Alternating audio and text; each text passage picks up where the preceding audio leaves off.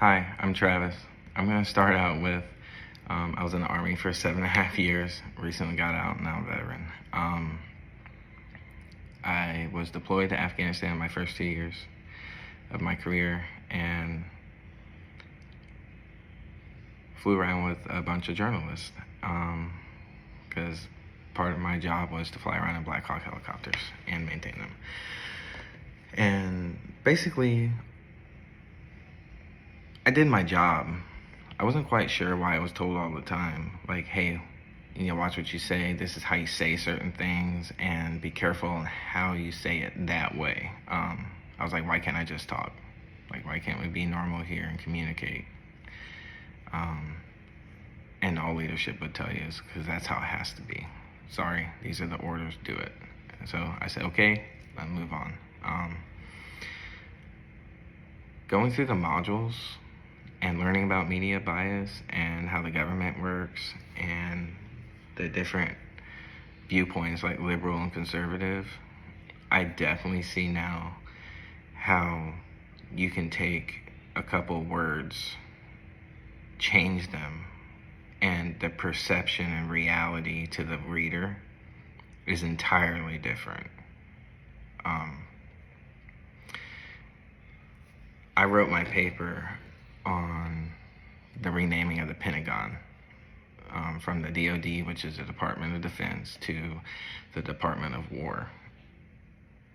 In history, it was the Department of War before it was the DoD, and Trump states that it needs to go back to that because he feels like it is a more powerful name, that we're not just on defense all the time and we're a superpower. That's what one of the articles kind of read it out to be, like it's more patriotic and bold, and it's kind of like a military move. Not that it really is, but that's the conservative standpoint that they wrote in one of them. And then the other one was more of a liberal standpoint, like, hey, it's not that simple. You can't just rename something like the Pentagon and the DoD without going through all the certain steps that involves the Constitution and everything else. And that's the more liberal approach, like involve government and the process and legality. With that said, with some of the resources that were provided to us, like the 16 different media biases, was a very big help to me, being that I was clueless, and I learned a lot of the different ones that were on the headline there, and I had clicked on it, opened them up a couple times, and I was like, wow, I had no clue going through some of these short articles how they can just spin things. And one of my things was the spin and sensationalism.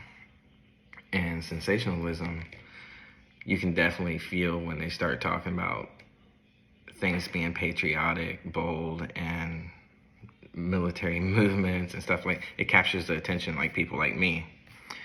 And when he said that he can just basically do this with an executive order, he doesn't need the other governments, like, you start to put it in question, and it's like, really? But they didn't really give you the information on, like, what process or anything. Like, they just want to say, like, it basically has already happened because he said it did. And I don't think it's that simple, really.